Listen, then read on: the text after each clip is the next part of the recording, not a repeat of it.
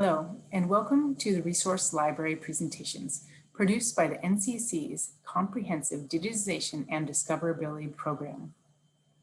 In this video series, generously funded by the Toshiba International Foundation, the NCC's CDDP task force highlights projects that are making digital images accessible in new ways. Each presentation discusses the project's content and purpose, how to use the site, and which tools were used to build it. We hope that these videos inspire and support those using images in their work or who plan to digitize their own collections.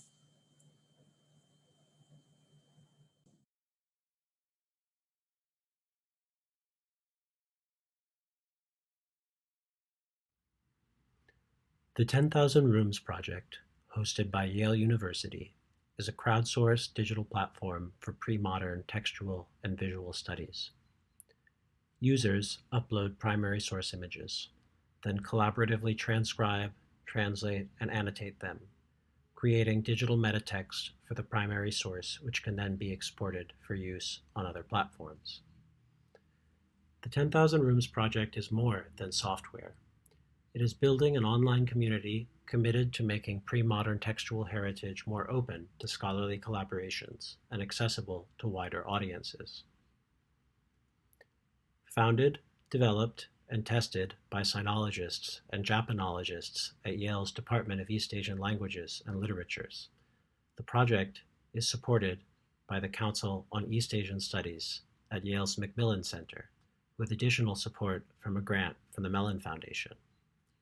After an initial development and incubation phase, 10,000 Rooms aims to broaden its user base beyond the currently active community of East Asian Studies scholars to include researchers from all disciplines concerned with textual and visual heritage. The 10,000 Rooms research community currently emphasizes pre-modern texts and crowdsourcing due to the unique scholarly challenges these academic sources can pose for researchers. It helps us answer a question. How do you represent pre-modern sources for contemporary research? What if your primary source for research or teaching looks something like this, a woodblock print edition of the collected sayings of Confucius? Or this, the Tekagami-jo scroll, which has complicated ligatures and calligraphy irregularly interspersed with images. Sinologists and Japanologists who have collaborated in the early stage development of 10,000 Rooms have a series of common challenges around teaching and scholarship that involves different editions of texts, printing design, and paper format, which can influence the presentation of text.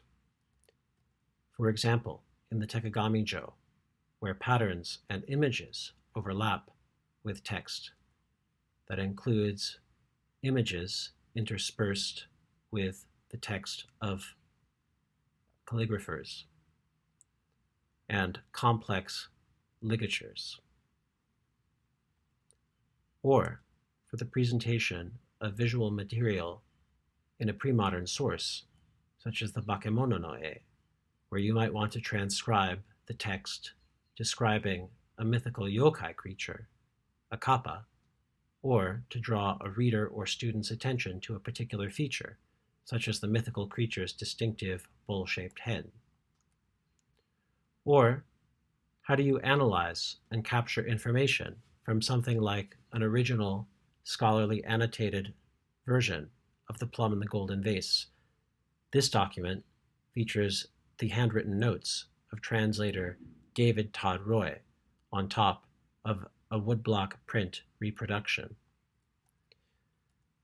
Modern editions with typeset print lose much of the visual information in these earlier editions, while more accurate reproductions of original sources are often in hard copies that are difficult to access and collaborate on.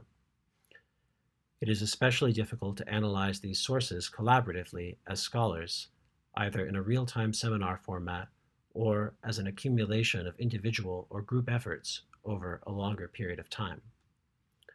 But digital methods offer an alternative, and this is where 10,000 Rooms comes in. Our annotation interface, built in the Mirador platform using the IIIF image standard, allows users to upload and browse a gallery of document images, to toggle annotations on or off, and to open additional windows that show different layers and types of annotation. For example, in the case of collected sayings of Confucius, we have transcription, analytical commentary, and translation. These windows can be moved around to save space, and you can zoom in and modify to fit the view to source material. It is also possible to annotate images. Here in this text, A History of Lenses, we have a layer of transcription and another of visual commentary on the image itself, noting stylistic aspects of the image. It is possible to click on particular annotations, which can, for example, include the whole image or various constituent parts of the image. In this case, a Chinese artist's rendering of what a European countryside canal scene is believed to look like. Or you can zoom in on individual features, points that you bring to the attention of yourself, your students, or collaborators, or the broader public. In this case, the Chinese-style boatman, who the artist has, for whatever reason, included in the European canal. In the case of the plum in the golden vase, the 10,000 Rooms annotation interface allows painstaking markup of the original translation text used by scholar David Todd Roy, including his distinct numerical system for keeping track of his gigantic, sprawling translation.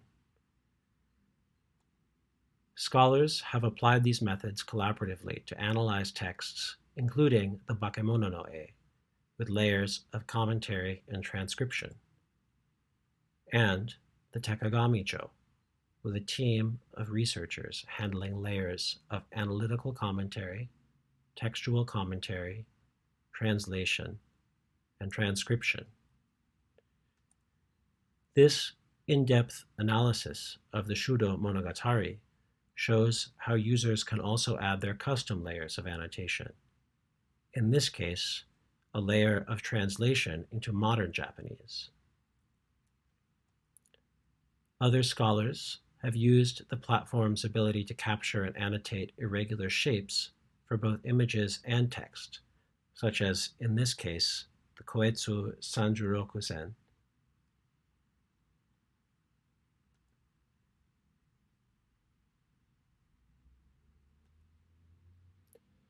To start your own project, go to 10,000rooms.yale.edu. Then, log in or register for the site using a variety of authentication options. Then, you can add a new project. Give it a title, a description, and other metadata. Set customized categories for annotation while specifying parameters for access, and upload images of your project. Project parameters can be changed at any time, so you can start a project privately and then open it up to other users. 10,000 Rooms is based on servers in the United States, where anything before 1925 is in the public domain, thereby minimizing intermediary liability. Work done on the documents can be exported into other formats.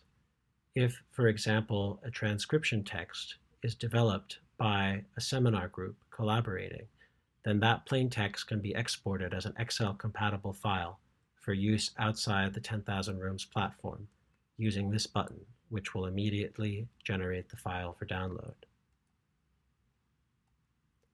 This concludes the summary of the 10,000 Rooms project. Thank you for listening, and we hope to see you on our platform soon.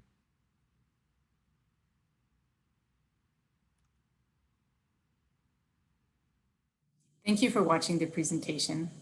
We hope you found it useful. Please check other videos in the CDDP presentation library.